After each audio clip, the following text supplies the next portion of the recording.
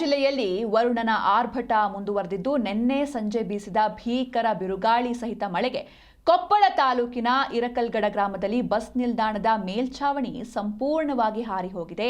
ಇನ್ನು ಗಾಳಿಯ ವೇಗ ಎಷ್ಟರ ಮಟ್ಟಿಗೆ ಇತ್ತು ಅಂತ ಅಂದ್ರೆ ರಸ್ತೆ ಬದಿಯಲ್ಲಿ ಮತ್ತು ನಿಲ್ದಾಣದ ಬಳಿ ನಿಲ್ಲಿಸಲಾಗಿದ್ದ ದ್ವಿಚಕ್ರ ವಾಹನಗಳೇ ಅಂದ್ರೆ ಎಸ್ಪೆಷಲಿ ಬೈಕ್ಗಳು ನೆಲಕ್ಕೆ ಉರುಳಿ ಬಿದ್ದಿವೆ. ಬಿರುಗಾಳಿಯ ಅಬ್ಬರಕ್ಕೆ ಬಸ್ ನಿಲ್ದಾಣದ ತಗಡಿನ ಮೇಲ್ಛಾವಣಿ ಹಾರಿ ಹೋದ ಸಂದರ್ಭದಲ್ಲಿ ಸಾರ್ವಜನಿಕರು ಸಹಜವಾಗಿಯೇ ಆತಂಕಪಟ್ಟರು. ಆದರೆ ಅದೃಷ್ಟವಶಾತ್ ಘಟನೆಯಲ್ಲಿ ಯಾವುದೇ ಪ್ರಾಣಾಪಾಯ ಸಂಭವಿಸಿಲ್ಲ ಅನ್ನೋದು ತಿಳಿದು ಬಂದಿದೆ.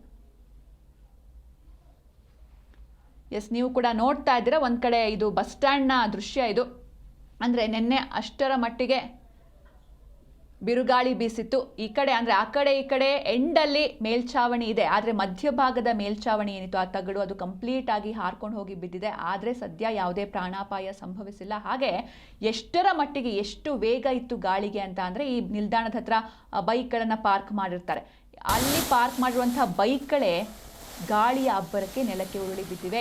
ಬಿರುಗಾಳಿಯ ಅಬ್ಬರಕ್ಕೆ ಬಸ್ ನಿಲ್ದಾಣದ ತಗಡಿನ ಮೇಲ್ಛಾವಣಿ ಕೂಡ ಹಾರಿ ಹೋಗಿದೆ.